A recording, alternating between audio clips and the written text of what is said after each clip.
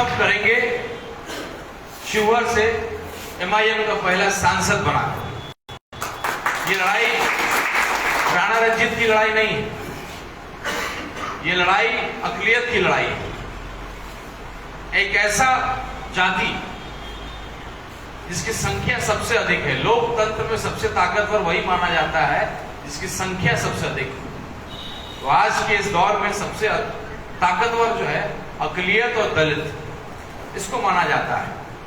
जिस समाज को सबसे मजबूत होना चाहिए वो सबसे कमजोर है आज के दिन में। क्यों? क्योंकि कोई इसका नेता नहीं है, कोई लड़ने वाला नहीं है, कोई बाहरी आकर के कुछ बैला फुसला करके आपके वोट को लेता है। कितने वर्षों तक हम लोगों ने कांग्रेस की गुलामी की, जब दिमाग खुला बाद में वहां से हम लोग हटे। आज कांग्रेस की क्या हालत हो गई है वो आपके सामने है। आज आप आरजेडी के साथ लंबे समय से जुड़े हुए हैं, आप लोग दिल से साथ देते हैं। इस पार्टी में आने से पहले मुझे किसी ने कहा था कि भाई बाकी पार्टियों में कार्यकर्ता देखे होंगे आपने, यहाँ कार्यकर्ता नहीं दीवाने होते हैं। यहाँ का एक एक कार्यकर्ता बाकी पार्टियों के 100 कार्यकर्ता के ऊपर उससे ज्यादा मजबूत है, उसका करारा जवाब देता है। और यही हालत है सोशल मीडिया में हम लोग देख रहे हैं, या कहीं पे भी देखिए, जो मजलिस के दीवाने हैं, जो मजलिस के कार्यकर्ता हैं, गलत दीवानगी। हमारे हिंदू भाई शुरू में विचलित थे कि भाई आप क्या कर रहे हैं, किस पार्टी में जाने का विचार कर रहे हैं। लेकिन जब उनको हम लोगों ने शिद्दत से समझाया कैसे इस पार्टी का भविष्य है, कैसे अगर आप चाहते हैं कि आप भी जिस समाज से आते हैं और अगर आप लोग शीर्ष में आए तो आपको समीकरण को बदलना पड़ेगा, क्योंकि हम दो मजबूर लोग एक साथ जुड़े हुए हैं और उसमें साथ में गरीब और दलित को साथ में लेना होगा। सबसे मजबूत जो लोकतंत्र की ताकत है उसको सबसे मजबूर नहीं बनने देना है। और ये लड़ाई राणा रंजीत की लड़ाई नहीं है, सारी बातें आपको मालूम है। आज साबुद्दीन साहब का परिवार जिसने सींचा है इस पार्टी को, जब आप उसके नहीं होते हैं तो आप किसके होइएगा? हमारे बड़े भाई यहाँ बोल रहे थे कि भाई किस तरीके से आरजेडी ने 17% वाले को मात्र 2 टिकट दिया और 14% वाले को 10 टिकट दिया। तो हम दरी कब तक बिछाएंगे? ये गुलामी हम लोग कब तक करेंगे? अपनी ताकत को हम लोग को दर्ज कराना है, ताकि ये लोकसभा संसदीय चुनाव जो है इसमें हम अपनी ताकत को दिखाएंगे, ताकि आने वाला हर चुनाव में, चाहे वो विधानसभा हो या आने वाला कोई भी चुनाव हो, उसमें उसको समझ में आए अकलियत की ताकत क्या है। अगर आज अकलियत ताकत से हट जाता है तो आरजेडी का जो बोली लगता है 8 करोड़ 10 करोड़ का, उसके लिए कोई 8 रुपया भी नहीं देगा। तो इंजन है तो अकलियत का इंजन जो है, अगर गाड़ी से निकल गया जो निकल ही गया है लगभग, थोड़ा कंधा हम सब भाई लोग को और लगा देना है। आज जिस स्थिति में हम लोग हैं, इस तरह का माहौल बनता चला जा रहा है। बस करना यही है कि हमें हर एक व्यक्ति से मिल करके हाथ मिला लेना है और प्रणाम कर लेना है। लोग बस केवल एक बार मिलना चाहते हैं, एक बार देखना चाहते हैं, एक बार सुनना चाहते हैं। क्या ये संभव है कि मैं 20 दिन में ये काम कर सकता हूं? 20 लाख वोटर, 20 लाख वोटर तक पहुंचना है, मैं अकेला नहीं कर सकता हूं। आप सबको राणा रंजीत बनना पड़ेगा, आप सबको असदुद्दीन ओवैसी बनना पड़ेगा, आप बनना पड़ेगा, ताकि कम से कम समय में आप अपने गांव घर इलाके में एक बना लीजिए प्रोग्राम। वहां 50-100 लोग आगे एकत्रित हो गए, हम लोग वहां जाएंगे, उनसे मुलाकात करेंगे, अपनी बात को रखेंगे, उनको जगाने का प्रयास करेंगे। किस तरीके से बचपन में हाथी को जो है रस्सी से बांध दिया जाता है, सिक्कड़ से बांध दिया जाता है। बचपन में वो हाथी प्रयास करता है उसको तोड़ने का, लेकिन उसमें हाथी छोटा होता है, कमजोर होता है, वो नहीं तोड़ पाता है। तो होता क्या है कि जब हाथी बड़ा भी हो जाता है तो उसके दिमाग में बैठा है कि नहीं ये सिक्कड़ मैं नहीं तोड़ सकता हूं, क्योंकि बचपन में उसने बहुत प्रयास किया।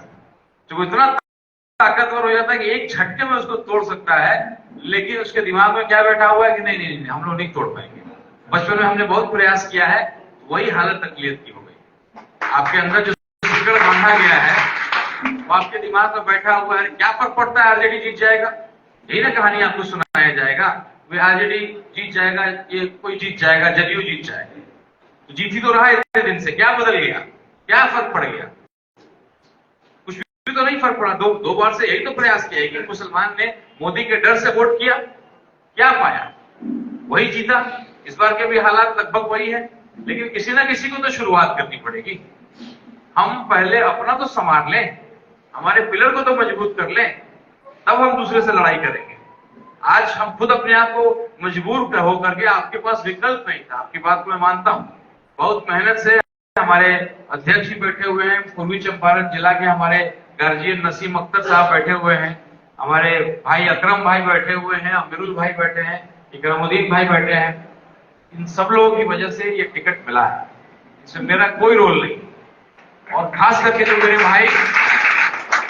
भाई जो पलायन करके मुंबई में, दिल्ली में, गुजरात में जो नौकरी कर रहे हैं, उनका दबाव, लगातार सदर साहब को फोन करके प्रेशर बनाना, हमारे प्रदेश के सदर और जो देश के सदर दोनों को, भाई अगर आप नहीं लड़िएगा, आप जो किशनगंज पे इतना मेहनत करते हैं, एक बार आप चंपारण आइए। चंपारण वही धरती है जिसने एक पहले कुछ साल वर्ष पहले एक बैरिस्टर जो आए थे, जिसका नाम मोहनदास करमचंद गांधी था, उसको महात्मा गांधी बना करके भेजा, और पूरे विश्व में शांति से कैसे क्रांति लाया जाता है उसका उदाहरण महात्मा गांधी ने पेश किया। अब इस नए दौर के बैरिस्टर जो लोकतंत्र को पूरे तरीके से समझते हैं, उसकी ताकत को भी समझते हैं और लड़ते हैं। आप क्या कहते, तेजस्वी यादव मोदी से लड़ेंगे? क्या तेजस्वी यादव का कोई सिपाही लड़ेगा? फाइल खुल जाएगा, ईडी सीबीआई का वो बैठ जाएगा। ये जो चुनाव है, लड़ना है मोदी जी से, सबके बस की बात नहीं है। वो शेर असदुद्दीन ओवैसी है जो लड़ सकता है। और हमारे हिंदू भाइयों ने और हम सब ने, हमने वादा किया है ओवैसी साहब को कि जिस तरीके से आपने एक हिंदू के बेटा पे विश्वास दिखाया है, पूरा हिंदू परिवार, आपने एक कदम बढ़ाया, हम 10 कदम आगे बढ़ाए और एक नया समीकरण हम लोग स्थापित करेंगे। इसमें सबसे अहम भूमिका शिवहर विधानसभा की होगी, क्योंकि आपके जो विधायक यहाँ से हुए उन्होंने क्या किया वो बताने की जरूरत नहीं। जो भी संसद के चुनाव लड़ रहे हैं उनके पति के क्या कारनामे वो बताने की जरूरत नहीं। पूरा देश जानता है उनके कारनामों को, और अभी भी वो कारनामे कर ही रहे हैं। चुनाव आते आते वो कई कारनामे करेंगे बेचारे, तब तक खुद ही पब्लिक अब खुद ही कह रही है कि भाई लड़ाई आपस में ही है, विधायकों से इनके संबंध अच्छे नहीं है, इनके पार्टी के विधायक वोट दे रहे हैं दूसरे पार्टी को जात की वजह से। तो बिखरा हुआ परिवार है हमारा जो परिवार है, इतना उत्साह है MIM के परिवार में, बस केवल 20 दिन हमको अपना जीवन का देना है और आने वाला जो भविष्य, अगर आप एक सांसद यहाँ से बनाते हैं, इंशाल्लाह अगले विधानसभा में 50 से अधिक विधायक होंगे और बिना MIM के सरकार नहीं बनेगी बिहार में, और अपनी शर्तों पे आप काम करेंगे। तो जो गुलामी की जंजीरें हम लोगों ने लंबे समय से बांधी हुई थी, उसको तोड़ना है। अब इसमें सबसे अहम भूमिका है नौजवानों की। जो भी नौजवान कहने का मतलब है 50 के नीचे वाले, जिनके पास मोबाइल फोन है, एंड्रॉइड फोन, वो मोबाइल को देखते हैं और आपके लिए कौन लड़ रहा है सदन में, चाहे वो CA हो, NRC हो या तिलियत की, दलित की, कोई बात हो, कौन लड़ता है, इसको हमारे बुजुर्ग नहीं देख पा रहे। हमारे जो गार्जियन जिनका उम्र 60-70 से पार हो गया है, अब हम लोग को ये जिम्मेदारी को उठाना पड़ेगा, सभी नौजवान भाइयों। और हम लोग एक अभियान चलाएंगे कि अपने प्रतिदिन हम लोग को कम से कम 5 बुजुर्ग से मिलना है, उसके साथ एक सेल्फी अपने बुजुर्ग के साथ बनाना है, वीडियो बनाना है, उनको समझाना है कि ये गुलामी की जंजीरें बहुत कमजोर हो गई हैं, ये हमारा कद्र नहीं करती। अब एक मौका ऐसे व्यक्ति को दीजिए जो आपके लिए लड़ रहा है, जो आपके लिए बहुत शिद्दत से लड़ाई लड़ रहा है। तो ये सभी नौजवानों को ये काम करना पड़ेगा। उसके साथ साथ आप लोग को सबसे पहले तो आमंत्रित करना चाहेंगे, निमंत्रण देना चाहेंगे। मेरा छोटा सा परिचय हमारे बड़े भाई ने दिया था, थोड़ा सा विस्तार उसमें और करना चाहूंगा। मैं सीताराम बाबू का छोटा पुत्र हूँ, इंजीनियरिंग MBA किया, बाहर नौकरी किया करता था। मेरे बड़े भाई साहब पिताजी के रहते आ गए थे राजनीति में, पहले RJD में थे। पिताजी मेरे आजीवन एक ही पार्टी में रहे। भाई भी हमारे RJD से चुनाव जीते, पिताजी का इंतकाल हो गया, उनका किडनी लीवर खराब होने की वजह से भाई हमारे पार्टी बदले, वो भाजपा में चले गए। क्योंकि राधा मोहन सिंह हमारे रिश्तेदार भी लगते हैं, तो उन्होंने उनको बोला कि भाई इस पार्टी में आओ, गार्जियन है नहीं तुम्हारे, तो उस पार्टी में चले गए। हम लोग भी भाई के नाते नौकरी करते थे, तो आकर के हम लोग उनको मदद करते थे। फिर चुनाव खत्म, अपना अपना काम में अपनी नौकरी करते थे। लेकिन इधर के दिनों में जब मैं गाँव आया तो मैंने देखा कि भाई मेरे पिताजी का जो सबसे ताकतवर कौम था, जिसकी वजह से मेरे पिताजी 15 साल 20 साल मंत्री रहे, उससे दूरी बनते चला जा रहा है। क्योंकि भाई हमारे ऐसी पार्टी में चले गए जिस पार्टी का सिद्धांत विचारधारा थोड़ा अलग है। विकास की बात कम होती है, बाकी बातें अलग होती हैं, और आपको डराया जाता है कि इसके डर से उसको वो ना बन जाए, ये ना जीत जाए, ये ना हो जाए। एक सकारात्मक राजनीति होनी चाहिए। तो हमने देखा कि भाई हमारे पिताजी के जो पुराने लोग थे, जिनको मैं बचपन से देख रहा हूँ, वो मेरे दरवाजे पे नहीं आते। उनके पास जब मैं गया तो कहते हैं कि वहां आने का हिम्मत नहीं होता, दिल नहीं करता है, वो मान सम्मान नहीं मिलता है। हमारे साथ हमारे बड़े भाई बाजुल भाई बैठे हैं कोई लहरा पंचायत से, अभी कुछ दिन पहले आए तो भावुक हो गए। लेकिन 10 साल पहले आए थे जब आपके पिताजी थे यहाँ, 10-15 साल पहले, और अब जाकर के 1 साल पुरानी बात है जब हम लोग इफ्तार और इसका कार्यक्रम कर रहे थे, तो बहुत भावुक हो गए। जावेद भाई बैठे हुए हमारे परिवार के सदस्य की तरह है, तो बोला कि अभी दरवाजा तो भूल गए। मुझे लगा कि भाई इतना मजबूत मेरे पिताजी का बनाया हुआ बगीचा, एक हिस्सा उसका खराब होते जा रहा। तो हमने बोला कि भाई हम लोग को सेकुलर राजनीति आना चाहिए और पिताजी के सभी वर्गों को लेकर चलना है, किसी को नहीं छोड़ना है। 20% अगर हमारे भाई साहब संभाल रहे तो 80% हमारा गड़बड़ा रहा है। और जो आज की राजनीति है, इसमें आप अकलियत को छांट करके नहीं चल सकते। अगर चुनाव में आप जीतना है, मुझे भी कई लोगों ने बोला कि निर्दलीय लड़ते तो अच्छा रहता। मैंने उनको समझाया कि सीताराम बाबू का बेटा हूं, चुनाव जीतने के लिए आया, और जीतने के लिए जो किया जाएगा वो करेंगे। और मुझे भविष्य दिखता है, मैं हिंदू का बेटा हूं, लेकिन मुझे एमआईएम का भविष्य दिखता है। आप सब लोग एमआईएम से जुड़े हुए हैं। थोड़ा संगठन बिखरा हुआ था, क्योंकि यहाँ पे उस तरह का कोई पद या कोई चुनाव या इस तरीके से हम लोग लोकतंत्र के किसी पर्व में हिस्सा नहीं थे। कोई भी संगठन मजबूत तब होता है जब आप लड़ते हैं, आप चुनाव में भाग लेते हैं, आपका कोई मुखिया होता है, जिला परिषद होता है, कोई आपका विधायक होता है, सांसद होता है, चुनाव आप लड़ते हैं। तो अभी जो हम चुनाव लड़ने जा रहे हैं, तो ये 20 दिन जो हम लोग मेहनत करेंगे, 20 दिन में जो संगठन को हम लोग स्थापित करेंगे, वो 20 साल के बराबर हो। तो हम सब लोग को अपने आप को एमआईएम का सच्चा सिपाही, एमआईएम परिवार का सदस्य समझ के कैसे इस संगठन को मजबूत करना है, कैसे इस लड़ाई को जीतना है। और जब यहाँ का सांसद आप बना लेंगे, और सदन में जो पिछले बार आपको याद होगा जिस तरीके से उनको चिढ़ाया गया था, नारे लगा करके, तो उसका हम लोग करारा जवाब देंगे।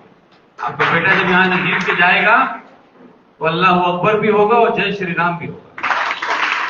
हम लोग सभी धर्मों का, सभी जाति का सम्मान करते हैं। बैरिस्टर साहब पढ़े लिखे व्यक्ति हैं, कोई एक स्टेटमेंट को दिखा दे। मेरे छोटे भाई सब अलग अलग जाति से भी आए हुए हैं, आप उनसे पूछिए, लोग तरह तरह की बातें करेंगे, ये मुस्लिम की पार्टी है, इसकी पार्टी है, उसकी पार्टी है। उनसे पूछिए क्या उन्होंने कभी कोई गलत शब्द कहा है किसी के, कभी कोई गलत काम किया? आज मुकेश सहनी जी अपने सहनी के नेता है, उपेंद्र कुशवाहा जी अपने कुशवाहा के नेता थे, अब तो नहीं रहे बेचारे। मांझी जी अपने मांझी के। अगर कोई अकलियत की बात करता है, उसके लिए लड़ता है, तो गलत क्या है? अगर वो अपने धर्म का सम्मान करता है तो निश्चित रूप से वो आपके भी धर्म का सम्मान करेगा। जो अपने पिता का सम्मान करेगा, जो अपने परिवार का सम्मान करता है, वो अगले का भी सम्मान करेगा। शिवहर संसदीय क्षेत्र एक परिवार की तरह है, ये जंगल नहीं। यहाँ का गार्जियन जो होगा, हमारे परिवार का गार्जियन कौन होगा? हमारे परिवार का कोई सदस्य होगा। हमारे चाचा होंगे, हमारे पिताजी होंगे, हमारे दादाजी होंगे, कोई दूसरे जिला का बाहर का आदमी आके गार्जियन नहीं बनेगा। और शिवहर की मिट्टी एक क्रांतिकारी मिट्टी रही है। यहाँ अनवारुल हक साहब जैसे, मोतीउर रहमान साहब जैसे, पंडित रघुनाथ झा जैसे, सीताराम बाबू जैसे नेता को पैदा किया। पूरा बिहार नहीं, पूरा देश उनको सम्मान देता है, उदाहरण देता है कि वाह नेता थे तो तब साला थाना प्रभारी किया और डीएम किया, एक बार आवाज लगाते थे। तो शिवहर ने वो दौर को देखा। और आज की जो स्थिति है कि बाहर का कोई आदमी आता है, चुनाव लड़ता है, जीतता है और चला जाता है। इस बार हम लोग ऐसा नहीं करेंगे, क्योंकि आपका शिवहर का एक बेटा खड़ा हो रहा है। और क्षत्रिय धर्म जो होता है, अपनी मिट्टी के सम्मान के लिए लड़ना हम लोग का अंत तक हम लोग धर्म ने सिखाया है, हम लोग की जो है माताओं ने सिखाया है और इतिहास ने सिखाया है। तो हमारे मिट्टी के सम्मान में हम लोग इस चुनाव को लड़ रहे हैं। इंशाल्लाह बहुत अच्छा माहौल है। आप सब लोग का जिस तरह से साथ मिल रहा है, जो दीवानगी है तो नजर आ गया। तो कुछ दिन पहले जो है हम लोग साथ में थे किशनगंज में, तो सभी उम्मीदवारों का फोन आने लगा। जो हमारे सदर हैं अख्तरुल इमाम साहब, छोड़ दीजिए ना, काहे के लिए लड़िएगा, यहाँ छोड़ दीजिए। तो अपने ईमान के पक्के हैं, 5 विधायक थे किशनगंज से, 4 को तोड़ लिया, लेकिन अख्तरुल इमाम साहब को नहीं तोड़ पाए। तो वो आदमी को क्या तोड़ेगा, क्या ये करेगा, उसको मंत्री पद से लेकर क्या नहीं मिल रहा। तरह तरह के ऑफर पहले पार्टी को दिए गए कि टिकट मत दिया जाए, फिर गलत हवाएं चलाई गई कि भाई टिकट नहीं मिल रहा है। जब सब जगह से नहीं हुआ तो मुझे भी कुछ लोगों का फोन आया कि भाई 1-2 करोड़ रुपया ले लीजिए, कुछ देख लीजिए, चुनाव में इतना खर्चा हो जाएगा। बहुत परेशान हम लोग हो गए, क्योंकि पहले हम लोग को मुसलमान के पास वोट मांगने की जरूरत नहीं पड़ती, उसके दरवाजे पे जाने की जरूरत नहीं पड़ती, कहाँ जाएंगे, वो दे ही देते थे। लेकिन आपने सारा खेल बिगाड़ दिया है। आप MIM से लड़ रहे हैं, आपके नेता ओवैसी साहब का दीवानगी बहुत ज्यादा है। अब हम लोग को सारा एनर्जी मुसलमान में लगाना पड़ रहा है, सारा जो है ताकत हम लोग का लग रहा है। जो खर्चा हम लोग करेंगे, कुछ पैसा आप भी रख लीजिए। बोले भाई आप पहले किससे बात कर रहे हैं, आपको पता है कि नहीं है, मुझे नहीं मालूम। सीताराम बाबू के बेटा है, हम लोग सहरसा के राजपूत नहीं है, तो यही शिवहर के राजपूत नहीं के समझिए। एक बार जो जनता को वादा कर दिया, जिसकी लड़ाई लड़ने हम निकले हैं, और इतना विश्वास इस तरीके से लोग दिखा रहे हैं मुझ पे, ये 1 करोड़ 2 करोड़ रुपया क्या, आप 100 करोड़ भी खर्च करिएगा तो हमारा ईमान नहीं डोलने जा रहा। और उनकी बेचैनी, उनकी बौखलाहट ये दिखा रहा है कि लड़ाई में वो पिछड़ते जा रहे हैं। चाहे वो सोशल मीडिया हो, चाहे चौक चौराहा हो, एक एक व्यक्ति जो है जाग रहा है, बगल वाले को जगा रहा है। ये समय दोबारा लौट करके नहीं आएगा। बड़ी मुश्किल से, बहुत मेहनत करके 6 दिन 7 दिन में यहाँ नहीं था। चुनाव का ये दौर था, इतना मुश्किल समय में 1-1 घंटा जो है वो साला 1-1 दिन के बराबर होता है। और इस समय हम लोग 6 दिन 7 दिन नहीं थे, और किशनगंज में हमारे अध्यक्ष जी, हमारे गार्जियन, सब लोगों ने मेहनत किया, और हम लोग उनको वादा करके लाए हैं कि चुनाव हम लोग जीतेंगे, संगठन को मजबूत करेंगे। और जो दीवानगी यहाँ चंपारण और शिवहर में है, उसका तो 5% किशनगंज में नहीं है। और उनसे हमने वादा लिया कि आपको शिवहर और ढाका 2 जगह कार्यक्रम देना होगा। उन्होंने बोला है कि ठीक है, मैं आऊंगा। मेरा चुनाव 13 तारीख को खत्म हो जाएगा, उनका खुद का हैदराबाद में चुनाव है। जब वो चुनाव खत्म हो जाएगा, उन्होंने वादा किया है कि वो आएंगे। और न केवल यहाँ, आपको जान करके खुशी होगी कि गोपालगंज में भी हम लोगों ने कैंडिडेट को उतारा। जब दरवाजा खुला हमारे लिए, एक दरवाजा और एक हिंदू के बेटा के लिए खुला, और दलित परिवार से दीनानाथ मांझी जी को गोपालगंज से टिकट AIMM का मिला। तो जो एक कदम बढ़ाया है MIM ने, हम हिंदू भाई 10 कदम आगे बढ़ाएंगे। और ये जो सम्मान का संबंध है हम लोग का, इसको और मजबूत करेंगे। आप सब लोगों से एक आग्रह होगा, विनती होगा कि पहली लड़ाई जो है, आपकी पहली लड़ाई है 1 तारीख को मजदूर दिवस का। सभी पार्टियों का नजर है कि AIMM का प्रत्याशी सुना है कि बहुत मजबूत है, बहुत मजबूती से लड़ रहा है, देखते हैं क्या करता है अपने नॉमिनेशन में। तो आप सबसे आग्रह है कि आप सब लोग 1 तारीख को पूरा दिन मुझे दीजिए।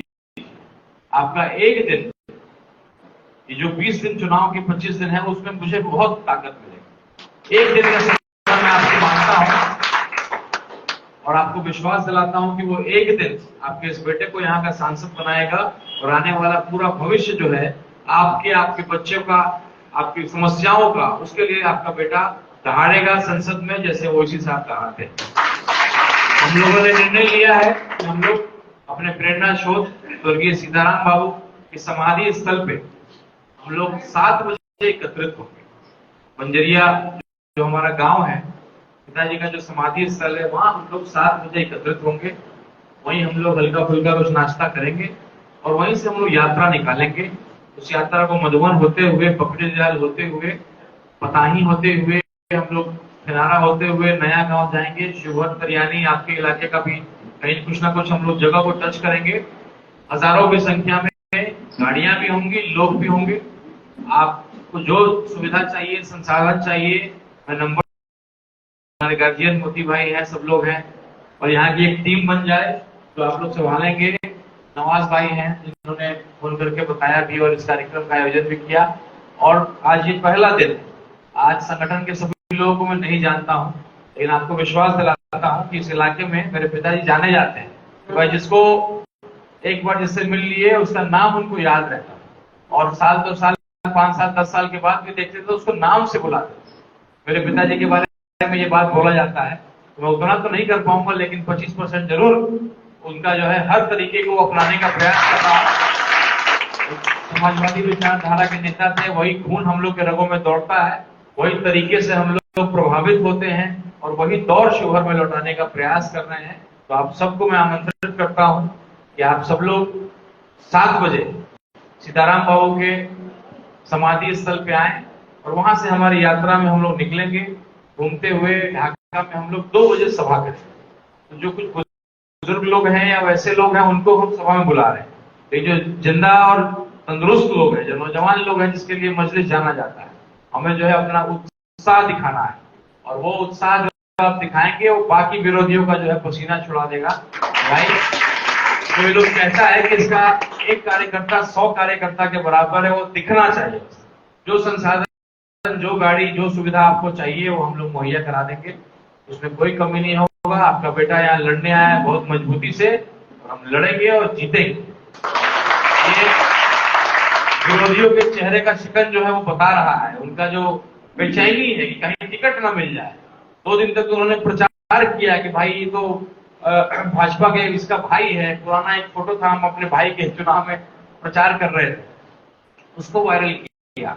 हमारे कुछ भाई लोग, सुखेतक लोग बोले भैया ऐसे ऐसे, बोले बहुत अच्छा कर रहा है, प्रचार तो कर दिया, आपको जगह जगह पहुंचा तो दिया। एक बहुत बड़ा गाने बजाने वाला कवि वगैरह कोई है, उसके आईडी से पोस्ट करवाया, 25,000 रुपया उसको दिया कि भाई ये वाला फोटो डाल दीजिए। सुफियान प्रतापगढ़ी कोई है, उनके मिलियंस में फॉलोवर है, उससे डलवाया। तो हमारे कुछ लोग हमने बोला तो अच्छा बात है, बिना खर्चा के प्रचार होगा। हमने तो पहले दिन से ही बोला है भाई, हमने बुनियाद अपने राजनीति का रखा ही इसी में है कि हमारे भाई साहब हमारे पिताजी के परिवार को तरीके से नहीं लेके जा सकते। उसी वजह से मैं राजनीति में आया, और मैंने ये वादा भी किया है, ये मेरी पहली पार्टी है। जन स्वराज से मैं जुड़ा था, लेकिन जन स्वराज एक अभियान था लोगों को जगाने का कि अगर आप वोट देते हैं तो किन मुद्दों पे आप वोट दीजिए। वो पार्टी नहीं बनी, तो एमआईएम मेरी पहली और आखिरी पार्टी होगी।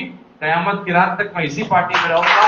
मुझे मालूम है कि इसका भविष्य क्या है, इस पार्टी का भविष्य क्या है, मुझे नजर आ रहा है।